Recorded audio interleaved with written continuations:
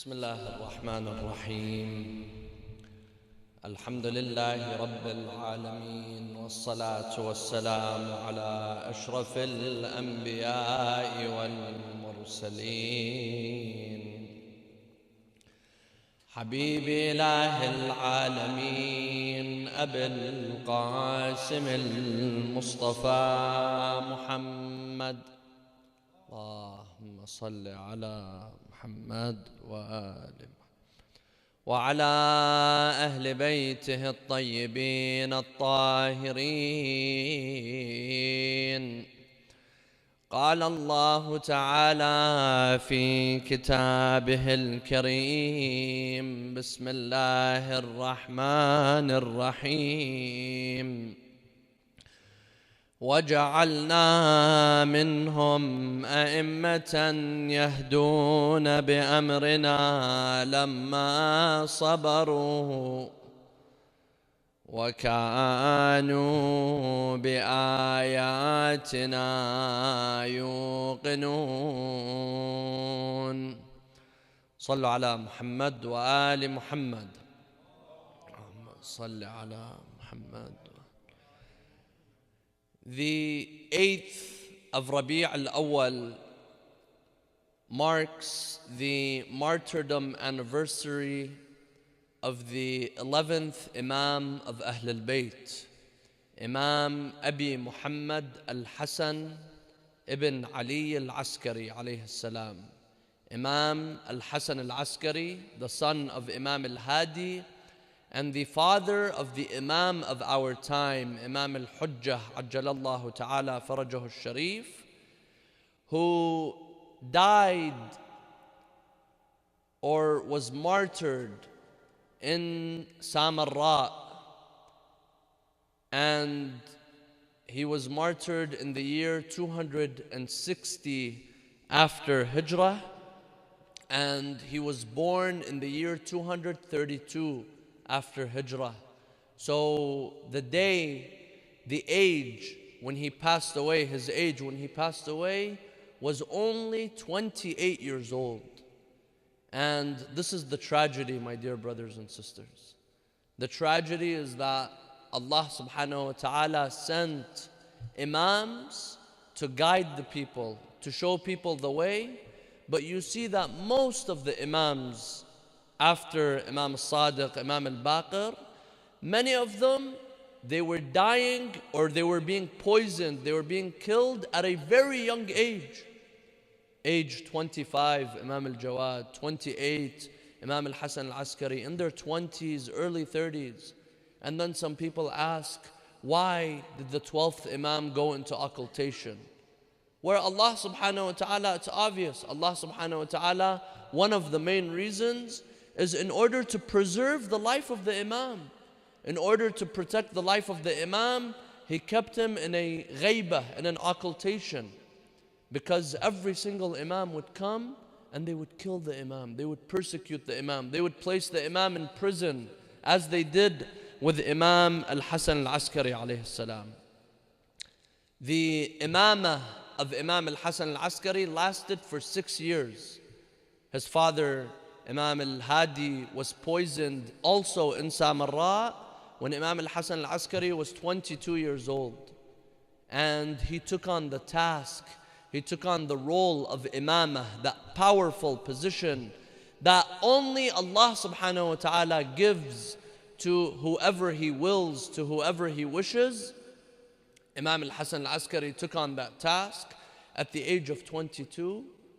And 6 years later, at the age of 28, he was poisoned by the Khalifa of his time, al-Mu'tamid al-Abbasi. Now, one question that many people ask is, why is Imam Hasan AlAskari named Askari? And what does Askari mean? Askari, it means, it's derived from the word askar, and the askar is an army base. Now, all of the imams before Imam Hasan AlAskari, for example, al-Hadi, the guide, al-Jawad, al-Rida, al-Baqir, al-Sadiq, Imam Hasan AlAskari is the only one who his title that he was known by was by the place that he lived, not by his title and his quality. Because all of the Imams are Sadiq, all of the Imams are Hadi, all of the Imams are Rida, all of the Imams are Jawad, Kareem. But Imam Hasan AlAskari was known by the place where he lived. And perhaps the reason for this is to stress on the suffering that the Imam went through while he was living in that area. And stress on the fact that the Imam was living in a place away from his family, away from the grave of his grandfathers, away from the city of Rasulullah sallallahu alayhi wa alayhi. Askar, it's the place where the Imam lived, and it was an army base. Imagine you bring an Imam and you place him in an army base. And this is what happened with Imam al-Hadi and Imam Hasan AlAskari. Because the Khalifa, al-Mutawakkil al-Abbasi, he brought Imam al-Hadi all the way from Medina and he placed him in Samara, the city that he had his army. They were there and it became the capital when the Khalifa was there. He brought Imam al-Hadi, and at that time Imam Hasan AlAskari was 4 years old when he was brought all the way from Medina with his father to live in Samara. Now what's the history of Samara? Before the Khalifa al-Mu'tasim al-Abbasi, he was the one during the time of Imam al-Jawad and during the time of Imam al-Hadi. During the time of Imam al-Jawad, al-Mu'tasim, he built Samara. Samara, the city, it was not a city where people lived in. It was an army base. Why was it an army base? The reason is because the Abbasi caliphs,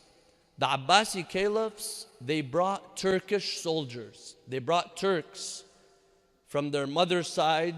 They brought Turkish soldiers so that they could be free to rule people, so that they could be free to order people around. If they bring someone who's from Iraq and they're in Baghdad, it's going to be difficult for an Arab soldier ordering an Arab person in the city. So they brought them to control and have freedom and be separated from the people, be independent from the people. They brought these soldiers, then the people of the city, they say, the narrations say that the people, the soldiers, they don't know the people. They were riding with their horses and they would run over an old lady. Or they would, they wouldn't care about people. So the people, they came to the Khalifa at that time, al-Mu'tasim al-Abbasi, and they told him, take your army out of here. Take your army out of Baghdad. Because Baghdad used to be the capital during the time of Imam al-Jawad, and then the early times of Imam al-Kadhim, and then Imam al-Jawad. They told him, take your army out of here. He tells them, what are you going to do if I don't? I have the army. I have the power. I have the sultan. They replied to him, we will defeat you with du'a as-sahar. We will defeat you through the midnight prayer. We will do du'a against you. It is said that a lady, one day, al-Mu'tasim al-Abbasi, he had an entourage and he was walking in the city. An old lady, she came and she stopped him. She told him, take your army out of here. He tells her, you and what army?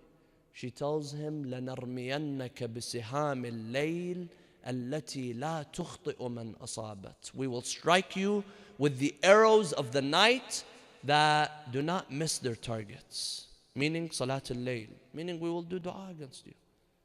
And they say that was the reason the Khalifa, with his army, he decided to move and he left Baghdad because he was afraid of the dua of the people.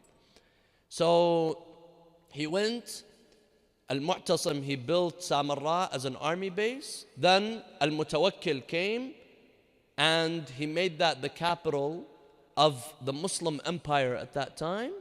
Then he forced Imam al-Hadi and Imam Hasan AlAskari to move all the way from the land of Medina, from their own land, the land of their fathers and forefathers, and bring them to Samara. Imam al-Hadi came to Samara. Imam al-Hadi was poisoned. And then came the time for Imam Hasan AlAskari alayhi salam. Imam Hasan AlAskari, he became the Imam And the Khalifa at that time, al-Mu'taz al-Abbasi, he realized that the Khalifa, the true Imam that the Shias at that time were following, were accepting, is al-Hasan AlAskari.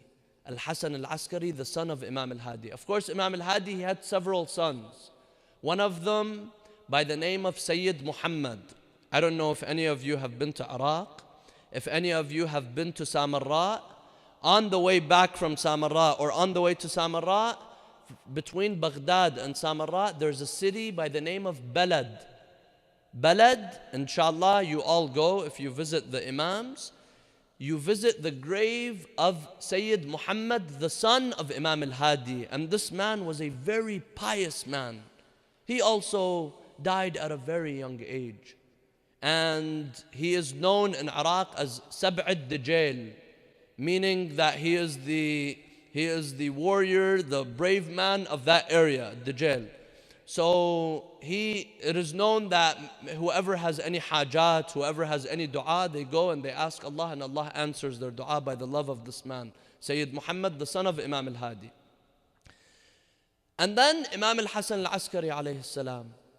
Imam Hasan AlAskari, it was known by the Khalifa found out that he is the one who is most qualified, and Imam al-Hadi said that Imam Hasan AlAskari is the Imam after me. So what he did, the Khalifa al-Mu'taz al-Abbasi, he said, why should we wait around and wait a few years and then we poison him just like we do with his fathers and his grandfathers? Right away, right after the death of Imam al-Hadi, let's kill Imam Hasan AlAskari so that we stop it. And one thing that the Abbasis at that time, the caliphs, they were very worried about the 12th Imam. They were counting the Imams one after the other. And they know it was something very accepted. The hadith of Rasulullah, the hadith of all of the Imams, they talked about a 12th Imam. And they were following, they were keeping track. This is why the house of Imam Hasan AlAskari and the house of Imam al-Hadi was under there was a lot of security, there was a lot of eyes and spies on the house of the Imam, watching for the birth of the 12th son. Because any government, they want to know who their enemy is. They want to know what their decline is going to be. So therefore, they had their eyes on the houses of the Imams. And that's why you see that the Imams, they were poisoned at very young ages. So the Khalifa, al-Mu'taz, he said, I'm going to kill al-Hasan AlAskari right away. Why should we deal with him? One day he was speaking to one of his wazirs. He was telling him, I want you to go and take al-Hasan AlAskari. While you're traveling with him, take him somewhere. As you're taking him, kill him. Do something where it may look like an accident, and then come back and tell me that he has been killed. There were some of the followers of the Imams. There were some Shi'as in the majlis. So they wrote a letter to Imam Hasan AlAskari telling him that the Khalifa is planning on killing you, so be careful. So the Imam, he said, Allah subhanahu wa ta'ala is protecting me, and I will inform you that the Khalifa, he himself, will be killed within the next few days.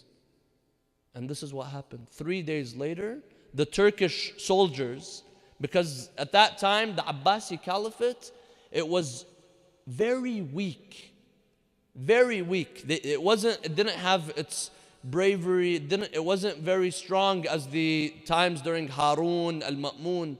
It became very weak, and they had the Khalifa, he was surrounded by Turkish military officers. But he was controlled by these officers. And sometimes these officers, they would kill the Khalifa. The day they don't like him, they come and they tell him, Yalla, you're done. Your term is over. Just like a lobby. But they were powerful. The Khalifa was just a symbolic figure at that time. But the only one who he knows how to show his bravery against was the Imam. So al-Mu'taz al-Abbasi had planned on killing Imam Hasan AlAskari. Before 3 days were over, the Turkish military officers, they killed the Khalifa himself. They killed him and they brought al-Muhtadi al-Abbasi. So you see that the Imam alayhi salam, he knew what was going to happen. And this is because Allah subhanahu wa ta'ala has given him that knowledge. But then Khalifa after Khalifa, they would keep the Imam under watch, under the eyes, and they would keep the Imam in prison. They'd place the Imam in one of the prisons. They keep the Imam in the prison. And by the way, the Imam was kept in the worst area of Samara. The name of Samara, it's derived from Surra man ra'a, meaning that it's a very beautiful city. Surra, it will bring delight to he who sees. Surra man ra'a. And it's a very beautiful city. But they kept the Imam al-Hadi and Imam Hasan AlAskari in the worst place, a place called Khan al-Sa'alik, meaning it was a homeless shelter. Anyone who doesn't have a house, anyone who is a criminal, anyone who has no family, no background, they would come and they would place him in that area. But then the Imam was placed in that area. It was the ghetto of the city. But Allah subhanahu wa ta'ala chose for that area to be purified. And until today, you see people, they fly thousands of miles just to go and stand in that area, which the place where the Imam is buried, where Imam Hasan AlAskari, where Imam al-Hadi, where Hakima, the sister of Imam al-Hadi, and Narjis, the mother of Imam al-Mahdi, where they are buried, that is the house of Imam Hasan AlAskari and the house of Imam al-Hujjah, the place where they are buried. Allah subhanahu wa ta'ala chose for that place where the Khalifa used to look down upon. It was a very run-down place. Allah subhanahu wa ta'ala describes it, في بيوت أذن الله أن ترفع ويذكر فيها اسمه. The Khalifa, he places the Imam in a worse place, but Allah subhanahu wa ta'ala elevates that place. Allah raises that place because the Imam is there. Because that is a place where Allah subhanahu wa ta'ala is remembered. And this is what happened. But the Imam lived very difficult years, especially Imam Hasan AlAskari. There was no freedom whatsoever. He was placed in prison after prison. And of course, there were two types of prisons. He was placed under house arrest. It wasn't a prison, although the Khalifa used to place the Imam in a prison for some times. But then what they would see is that the Imam, he goes into the prison, and then everyone in the prison, they become the Shi'as and the followers of the Imam. So they would take him out and they would place him in his own house, but the house was being monitored. One day, one of the Khulafa, al-Mu'taz, he sends an order to one of the prison guards. He tells him, I told you to keep the Imam under the most difficult, most rough, bring the most rough security guards and have them monitor the Imam.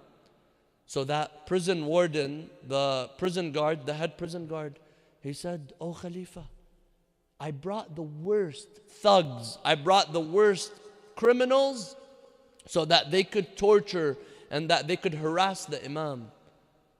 But then they come to me at the end of the day. I tell them, what did you do to the Imam? They say, what are we supposed to do? All day he is fasting and at night he is praying. What should we do to him? What can we do to him? And those prison guards who were known to be the worst in society, they became the best followers of the Imam. So the Khalifa said that the best thing to do is take him out of that prison, the populated prison, and keep him under house arrest. Another man, he had another idea. One of the other prison guards. This man was a Turkish military officer. He comes and he says, I know what to do with the Imam. He takes him and he places him in his own home. He takes him in his home, and then he had a birka.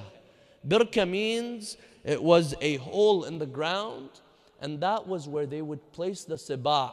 That's where they would place the wild beasts, the animals, the wild animals. They would place them there. He says, I know what to do. He goes and he takes the Imam and he throws him in the cage of the animals, in the cage of the lions and the wild animals that are hungry. They have not been fed for a while. Then he goes back A while later, he comes back. He sees the Imam is doing sujood and the animals are just around him, not doing anything. And then they kept the Imam there, and people kept coming and watching and watching and watching until they said, this is a miracle. We have to take the Imam out because more people are following him when they see this. More people are falling in love with him when they see this. So they took the Imam out.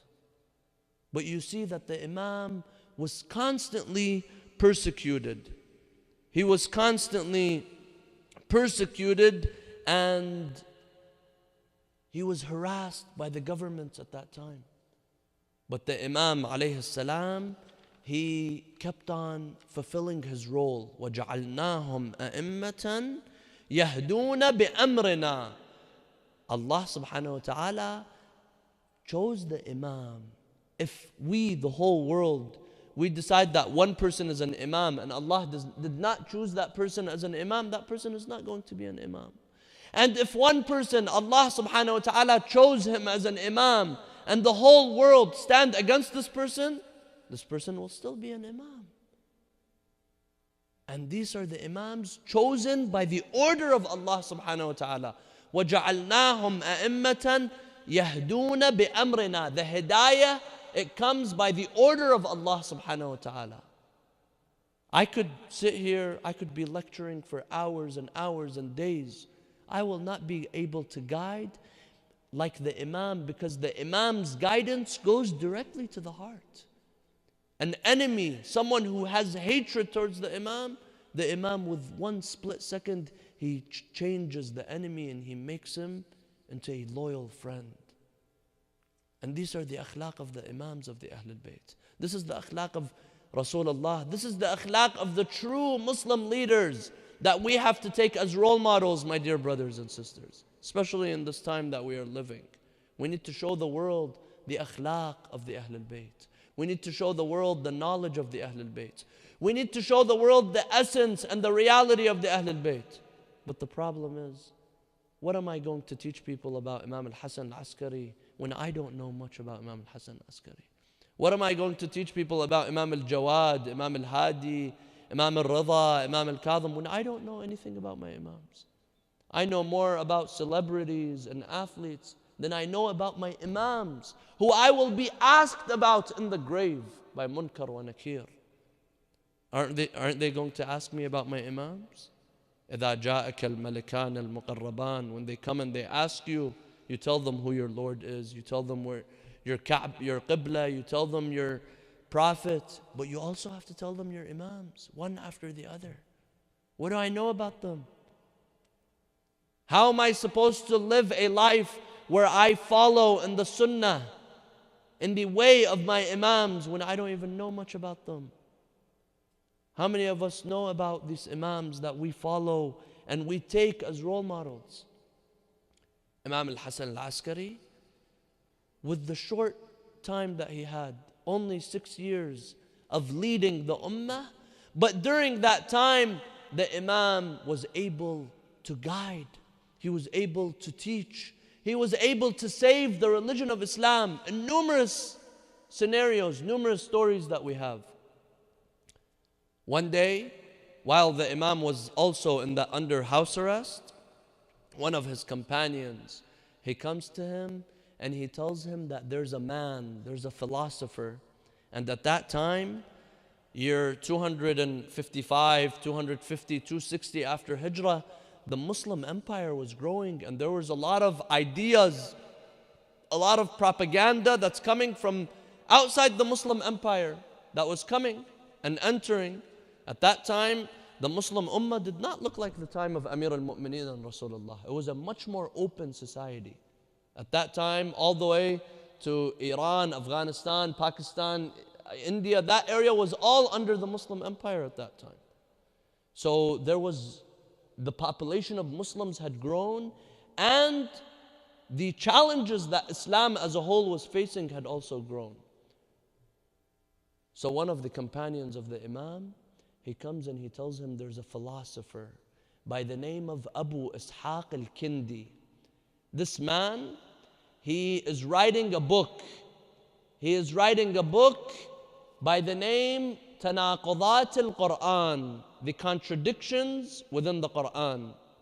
Of course, this person, without true understanding of the Quran, he takes two verses of the Quran without understanding them. For example, there's one verse, it says, وَقُلُ الْحَقُّ مِنْ رَبِّكُمْ فَمَنْ شَاءَ فَلْيُؤْمِنْ وَمَنْ شَاءَ فَلْيَكْفُرْ. One verse in the Quran, it says, he who wishes to believe, let him believe, and he who wishes to do kufr, let this person do kufr. And then another verse, it says, وَاللَّهُ خَلَقَكُمْ وَمَا تَعْمَلُونَ. Allah subhanahu wa ta'ala created you in every decision that you make. These verses, if someone does not have knowledge of the Quran, if someone does not take their tafsir from the Ahlul Bayt, it may seem like these verses are in contradiction.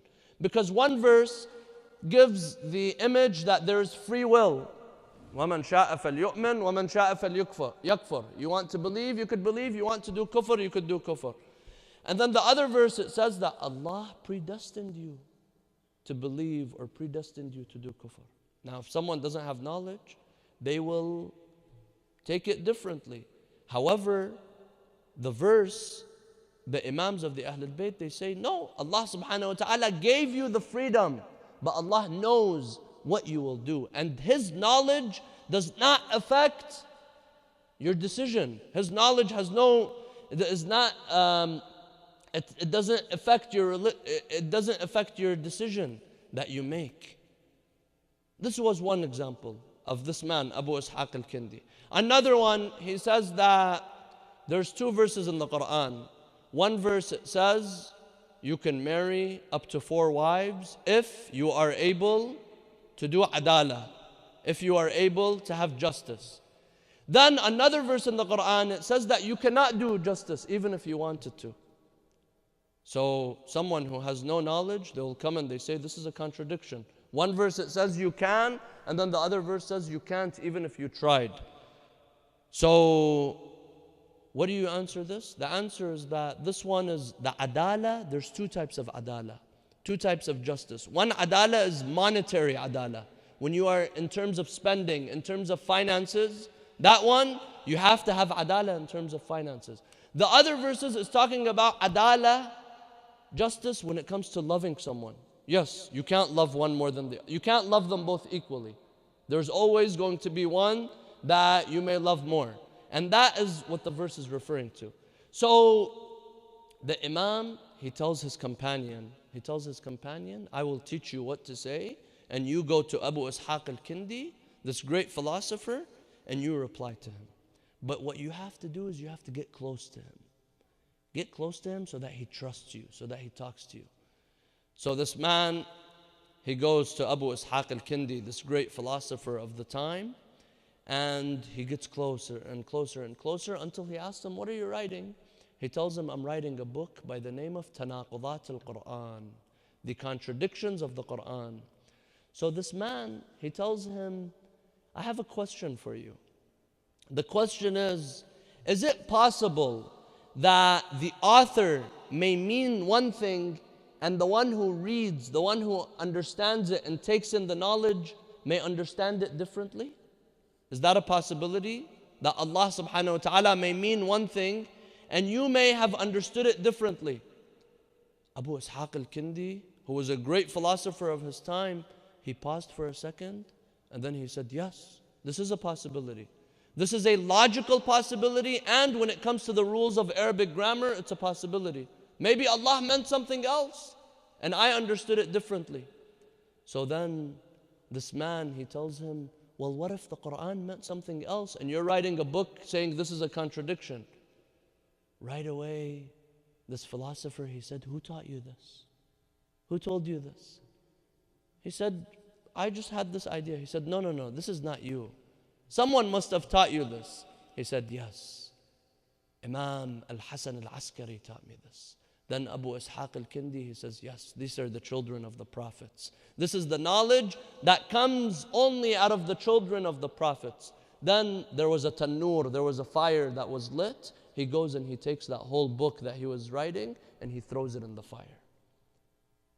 This is one way where Imam Hasan AlAskari managed to save the religion of Islam. Imagine at that time, year 250 after Hijrah, a person writes a book, Tanaqudat al-Quran. How many people will not be able to answer this, and how many people will be misled and will be led astray?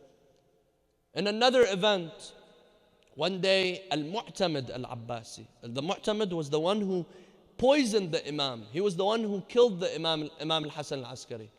During the time of al-Mu'tamid al-Abbasi, there was a drought. There was no rain. So the Khalifa at that time, his role, he calls people, let's go out in the desert and do Salat al-Istisqa. Let's go and ask Allah to send down rain upon us. So they all go out. The Muslims are doing dua, and they're doing dua. And the Imam, of course, he's in the house arrest. They're doing dua. Their dua is not answered. Then a Christian monk, a Christian priest, he comes out. He does dua. And right away it begins to rain. So many of the Muslims, they were surprised. Many of the Muslims, they said, how is it that we, the Muslims, we believe that we are on the haqq, we believe that we are on the right path, we do dua, our dua is not accepted, but the dua of a Christian monk is accepted? And this created chaos. Even the Khalifa, they came and they asked him, what is this? So the Khalifa, he sent someone immediately to the house of Imam Hasan AlAskari, and he tells him, Anqidh deena jaddik. Come and save the religion of your grandfather. Now he remembers that Rasulullah is his grandfather. He tells him, come and save the religion of your grandfather. So the Imam, he comes and he tells him, wait, because they're in a season of drought. He tells him, in a couple of days when we are in need of rain, call again, ask for Salat al-Istisqa again, let people come out. So a few days later, there was no rain. They announced everyone has to go out and pray Salat al-Istisqa. And that Christian monk also came out. The Christian monk, the Imam, he ordered to have their eyes on the person's hands, the hands of the Christian monk.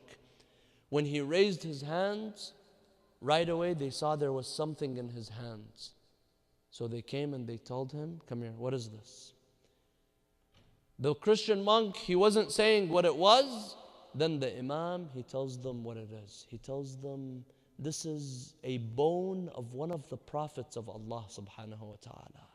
And this Christian monk has discovered that if you ask Allah, if a bone of one of the prophets has been raised, Allah subhanahu wa ta'ala, if the person is doing tawassul and asking Allah by the right and by the love of this prophet to send the rain upon them, Allah subhanahu wa ta'ala will answer the dua.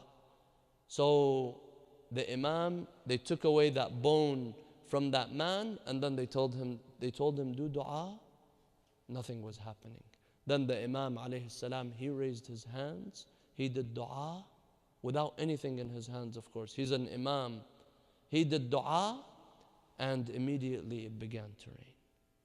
Of course, here you see the mentality of the Imam.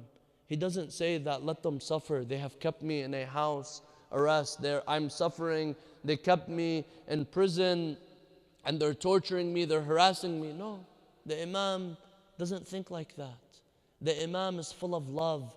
The Imam is full of compassion, even towards the ones who harass him, towards the ones who abuse him. So this was one way where the Imam managed to save the religion of Islam, where he removed the doubt of people. They removed the doubt in the hearts of the people. Another role, very important role of the Imam, was that he had a role of educating people. Of course, the Imam, how is he going to educate people when he is all the way in Samara? No, there's not many Shias in Samara. There's not many followers in Samara. But the Imam alayhi salam, while he was in the prison, while he was under house arrest, he used to write. And he used to write wasiyah to his representatives, to the Shias. And at that time, there was many thriving communities of Shias all over the world. For example, Qom. the city of Qom at that time. Qom is historically one of the oldest cities of Shia.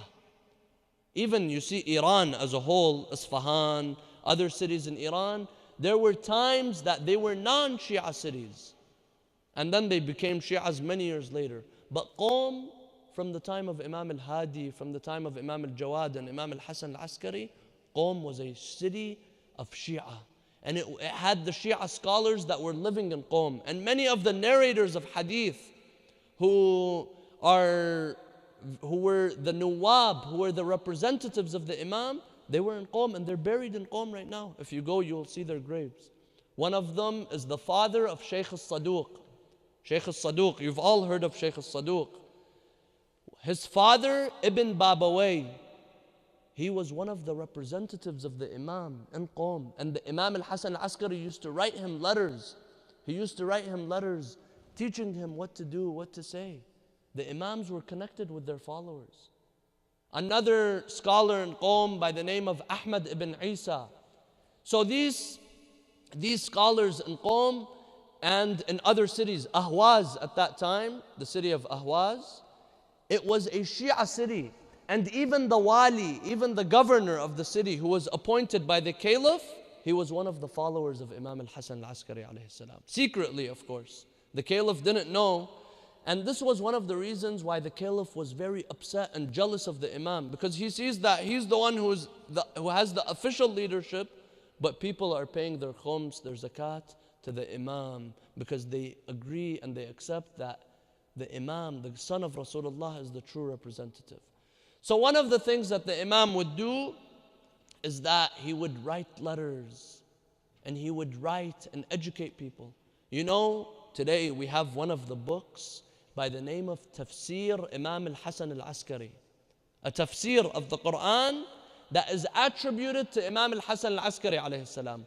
Now there's dispute amongst the scholars whether this is 100% authentic or not, but it's one of the books. It's one of the books of hadith that we have where it is a tafsir of the Quran. And the Imam used to write letters and he used to educate people. He used to educate people. One of the known hadith of the Imam Hasan AlAskari, is which hadith? The hadith which he specifies what are the 5 signs of the mu'min, alamat al-mu'min. And this was something that he had to teach the followers of the Ahlul Bayt how to survive. What are the signs that show, what are the characteristics that define a mu'min? He says in his known hadith, alamat al-mu'min. And here when he says mu'min, it refers to the Shia, the follower of the Ahlul Bayt. Alamat al-mu'min khams, salat 51, praying 51 rak'ahs during a whole 24-hour period. Because we have 17 our wajib, and then there's 54 of the nawafil. If you count salat al-layl, the nafila of the fajr, nafila of the dhuhr and asr, maghrib and isha, it counts to 51. Salat 51 wa ziyarat al-arba'in. The ziyarah of Imam al-Hussein on Arba'in. This is the hadith of Imam Hasan AlAskari. Why do you think so many people were walking and they went and they put their lives on hold to go and visit Imam al-Hussein in the Arba'in? One of the hadith is the hadith of Imam Hasan AlAskari, where this is how he defines a mu'min. Ziyarat al-arba'in wattakhattum bil-yamin, wearing the ring in the right hand. And this was the sunnah of Rasulullah sallallahu alayhi wa alayhi. And it was the sunnah of the khulafa that came after Rasulullah. They would follow in the sunnah of Rasulullah and wear their ring in the right hand until the event of at-tahkim. You've heard of the event of tahkim between Muawiyah and Amir al-Mu'mineen. Abu Musa al-Ash'ari, he was chosen to represent the army of Amir al-Mu'mineen, and Amr ibn al-As was chosen as the one to represent the army of Muawiyah. Amr ibn al-As, he came during the battle of Siffin. Amr ibn al-As, he told Abu Musa al-Ash'ari, told him, why is Ali and Muawiyah fighting? Why don't you say, I leave Ali, I won't defend Ali ibn Abi Talib, and I, Amr ibn al-As, say I won't defend Muawiyah. So Abu Musa al-Ash'ari, who was a very naive person, and it wasn't Amir al-Mu'mineen who chose him, it was he chose himself, and there were others in the army of Amir al-Mu'mineen who chose him. He went out publicly and he says, I rip away the bay'ah of Ali ibn Abi Talib just like I take off this ring. And then Amr ibn al-As, he says, since he took off the bay'ah of Ali ibn Abi Talib, I will take it and I will place it in this ring. And this is how he fooled many of the people, many of the army of Amir al-Mu'mineen. So the ring was placed in the left hand, and this became the shu'ar, the sign of the mukhalifeen. And until today, you see some of the ones who have hatred for Ali ibn Abi Talib, they insist on wearing the ring in their left hand. Of course, once the Abbasis came, they reinstated it and they placed it back on the right hand. But until today, you see some people, they insist on wearing it in their left hand. So the Imam, this is why. Now some people today, they say, what's the significance of wearing it in the right hand or the left hand? It has a historical story behind it. And Imam Hasan AlAskari, he says, وَاتَّخَذْتُمْ بِالْيَمِينِ وَتَعْفِيرِ الْجَبِينِ, placing your forehead on the soil. Why do we pray on the turba? One reason is because Rasulullah, he prayed on the turba. And the khulafat that came after Rasulullah, they also prayed on the turba. No one prayed on carpet. No one prays on carpet. Carpet was added in the masjid of Rasulullah many, many years later, many decades after Rasulullah sallallahu alaihi wasallam. So, in following the sunnah of Rasulullah, we place our forehead on the soil, and this is the sign of submission to Allah subhanahu wa ta'ala, on the rough rock, on the soil. وَتَعْفِيرِ الْجَبِينِ, and finally, وَالْجَهْرِ بِبِسْمِ اللَّهِ الرَّحْمَنِ الرَّحِيمِ. When you say your salat, you say Bismillah ar-Rahman ar-Rahim with a loud voice. Even when you are praying Salat al-Ikhfatiyah, even when you are praying Salat Dhuhr and Asr, which you have to keep your voice low, in those prayers, you say Bismillah ar-Rahman ar-Rahim, and then you lower your voice. This is the sign of the mu'min.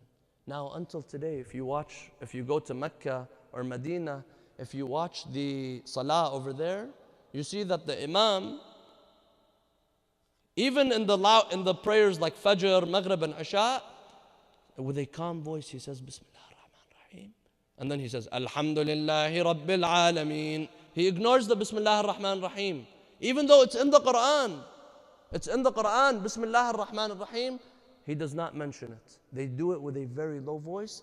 Imam Hasan AlAskari says that the sign of a mu'min, raise your voice when you say, Bismillah ar-Rahman ar-Rahim. So, this is one thing that the Imam did.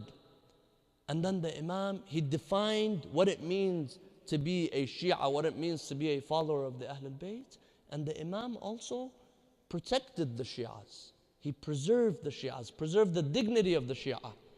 You know, the Imam was living in such a difficult time where he would tell his followers, if you see me walking in the street, don't say salam to me.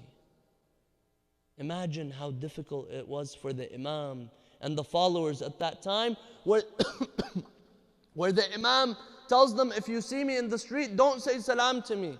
Why? Because they will either kill the Imam or they will kill that person. They will kill the follower of the Imam. Even by saying salam. Salam is a sign that you have to say, all Muslims have to say salam to one another. But if anyone was caught saying salam to the Imam, right away they would harass that person, they would oppress and abuse that person. So the Imam was very vigilant and he was very protective of his followers. One day, one of the scholars in Qom, and he had the figure of a marja. He was the representative of the Imam Ahmad ibn Muhammad ibn Isa. He was the grand scholar of Qom. And he was also a wali. He also had a political position, but he was a follower of the Imam. One day, he goes out, and before traveling, one day a man, he came to visit him, and Ahmad ibn Isa, that man, he came and he asked Ahmad ibn Isa for money. That man was a follower of the Ahlul Bayt. That man was a follower of the Imams. He came and he asked Ahmad ibn Isa for money because Ahmad ibn Isa is the representative of the Imam. He asked him for money. Ahmad ibn Isa refuses to give him. Why? Because that man, there were some haram things that he was doing. There were some sins that he was committing, so he refuses to give him. So Ahmad ibn Isa, he plans on going to Hajj. He leaves Qom and he goes all the way to Mecca, Medina, and then on his way back, he decides on visiting the Imams. And he goes to visit Imam Hasan AlAskari. He goes, he stands on the door, he knocks on the door to ask to enter on Imam Hasan AlAskari. The person at the door, he tells him the Imam is busy for you. The Imam cannot see you. He says, why? I came all the way from Qom, I went to Hajj, and then I came all the way, and I'm the representative of the Imam. I have that very high position. He tells him the Imam is too busy for you. This man, Ahmad ibn Isa, who was like a marja at that time, he began to cry. Then, a while later, the Imam allowed him to enter. He asked the Imam, oh Imam, why did you not allow me to come? Why did you keep me waiting at the door? The Imam replied to him, why did you not give that man when he came and he asked you, for help, why did you not give him? Of course the Imam, Allah subhanahu wa ta'ala has given him that knowledge. Otherwise, how is the Imam supposed to know? He tells him, why didn't you give that man when he came? He tells him, I didn't give him because he was a sinner. The Imam replied, but don't you know that these are like our orphans? They're being these Shi'as, these followers, they're being persecuted because they are followers of the Ahlul Bayt. Give him, help him, support him. Be courteous to anyone who comes and asks you. So this man, Ahmad ibn Isa, he says, I promise I will. He goes back to Qom, and the whole city comes out to welcome him because he has just gone to Hajj and he has just visited the Imam. Right away he goes to the house of that man. He goes to the house of that man and he begins to give him and give him. That man tells him, what made you change? What changed you? A few months ago you didn't give me anything and you kicked me out. He tells him, what changed me was your Imam Hasan AlAskari. He's the one who told me. That man, he changed his way and he changed his life, and he became one of the best ubbad, one of the best worshippers of the time, because of that small action of the Imam. Because the Imam supported him and he told the man to give him. The final role of the Imam is that the Imam alayhi salam, the first we talked about how he preserved Islam, the second he preserved the Tashayyu' and he taught the Shi'as. The third was that the Imam was preparing the Shi'ah for the ghaibah, preparing the Shi'ah to be away from the Imam. And this was something that the Imams prior to Imam Hasan AlAskari, they were all preparing their followers to be in a state of ghaibah, so that when the ghaibah comes, when Imam al-Hujjah, when the 12th Imam is away from their eyes, people are not going to be surprised. And they would keep telling their followers. We spoke, when we talked about Imam al-Jawad, we spoke that the Imam of Imam al-Jawad, he was an Imam at a very young age. Imam al-Hadi was an Imam at a very young age. Why is this? So that when Imam al-Mahdi comes at the age of 5, no one's going to say why. No one's going to be surprised, because the Shi'as have already accepted Imam al-Jawad and Imam al-Hadi, who proved their knowledge at a young age. But then the Imam Hasan AlAskari was adding more to strengthen the iman and the faith of the followers of the Ahlul Bayt, so that they do not leave the Imam. The Imam, he and his father, they started the nizam, the system of wakala, the system of representation. Because the Imams are in Samara, Shi'as cannot go every day to the Imam. So who do they go to? They go to their representatives. Their representatives, Al-Fadl ibn Shadhan, Ahmad ibn Isa, their representative in Ahwaz, his representative in Ray, current day Tehran, who was his representative there? Abdul Azim al-Hassani, Shah Abdul Azim, who has a grave, a shrine in the area in south of Tehran by the name of Shah Abdul Azim. He was the representative and he was one of the great followers of the Imam. So the Imam alayhi salam was getting the Shia ready to not always go directly to the Imam, but rather going to the representative. And the hadith that our system of marji'iyah relies on today to prove that you could follow a marji' is a hadith from Imam Hasan AlAskari alayhi salam.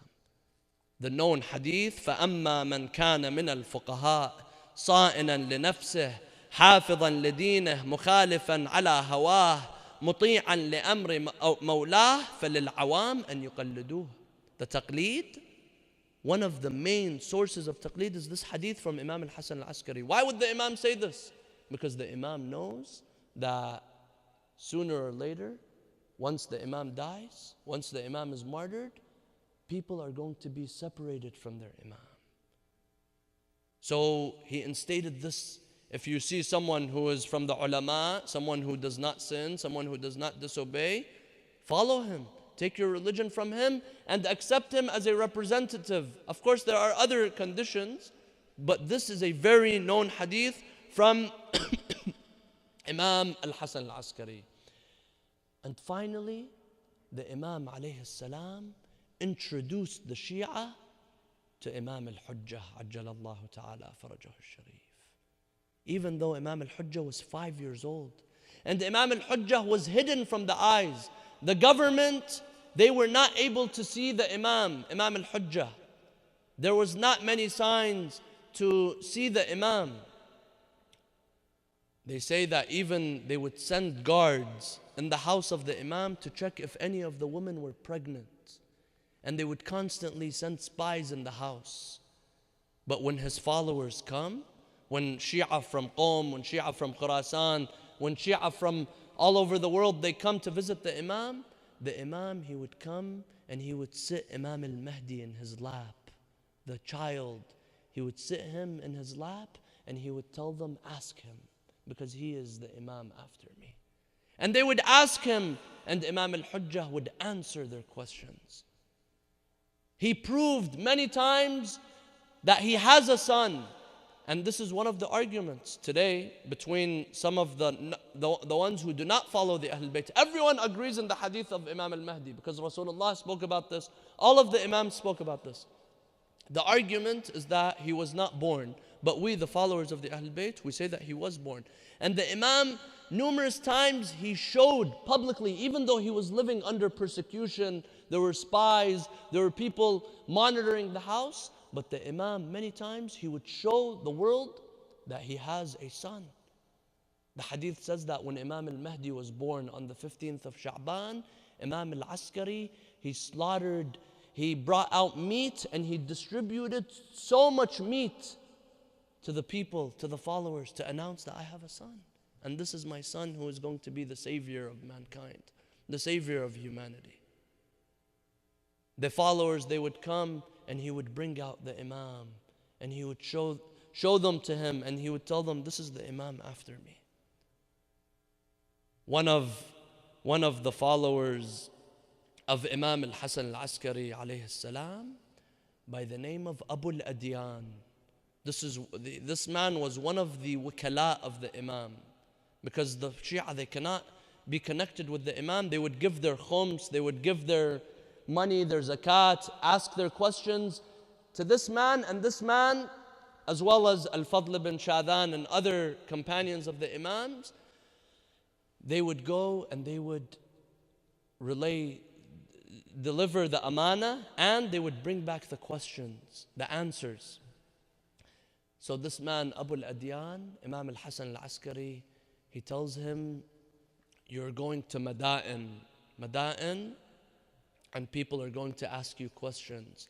People are going to give you amana, and when you come back several days later, you will see that the news has spread that I have died. So this man, Abu al-Adyan, he goes to Madain and he comes back several days later. Excuse me, before he tells him, and you will see that I have died, the Abu al-Adyan, he asks the Imam, who is the Imam after you? Liman al-amr ba'dak? Who is the one who is going to be after you? He tells him, the one who will pray on my body, and the one who will answer the questions, and the one who will tell you what's in the himyan, what's in the bag, how much money is in the bag. He will tell you ghaib. He will be able to answer questions without knowing, without seeing directly. So Abu al-Adyan, he says, I went, and then when I came back, I heard the whole city of Samara is crying. Imam Hasan AlAskari has been poisoned by al-Mu'tamad al-Abbasi at the age of 28. He says, I went, I saw Imam Hasan AlAskari laying on the sakhra, on the rock where he is being washed on. And some of the followers are gathered around the body of Imam Hasan AlAskari. And it's time to lead prayer over the over the body of Imam Hasan AlAskari. He says, I saw his brother Ja'far, who is known as Ja'far al-Kadhab, Ja'far the liar. And you see, subhanallah, in the house of the Imam, the brother of Imam Hasan AlAskari, the son of Imam al-Hadi, he is known as Ja'far al-Kadhab. And you see that in one house, just like Prophet Adam, one of his sons became righteous, the other didn't. You see that this even existed in the household of prophethood, in the household of Imamah. Ja'far al-Kadhab, he comes and he wants to pray. He wants to do the takbir. He says everyone was standing and people were surprised. Ja'far, he's the one who is going to lead the prayer on Imam al-Hasan al-Askari. He says, suddenly we saw a young child, 5 years old. He came and he pushed his uncle away. He tells him, Tanaha, move. I am the one who will lead the prayer over my father. And then he began the prayer, and then he went in a room. He went in a room. He says that day, that moment, there were some of the followers from Qom. They came and they had questions. So they were surprised. Who should they go to? Should they go to Ja'far al-Kadhab? They came and they asked him some questions. He didn't know how to answer them. He says, I don't know this. How am I supposed to know? Then Imam al-Mahdi, who was 5 years old at that time, he tells them, come to me. I will answer your questions. So Abu al-Adyan, he sees that he prayed and he answered the questions. And then Abu al-Adyan, he had some money with him. Imam al-Hujjah, he tells him exactly how much money is in the himyan. Exactly how much money is in the himyan, where the Imam brought with him from Madain. And then the authorities, the guards, they kept going in the house. And then Imam al-Hujjah, he left from a direction in the house, and he says, I did not see him anymore. This was how the ghaibah of Imam al-Hujjah began. And it's a very sad event where the imamah of the 12th Imam began, but he has to begin the imamah because he is persecuted. He has to go into a ghaibah.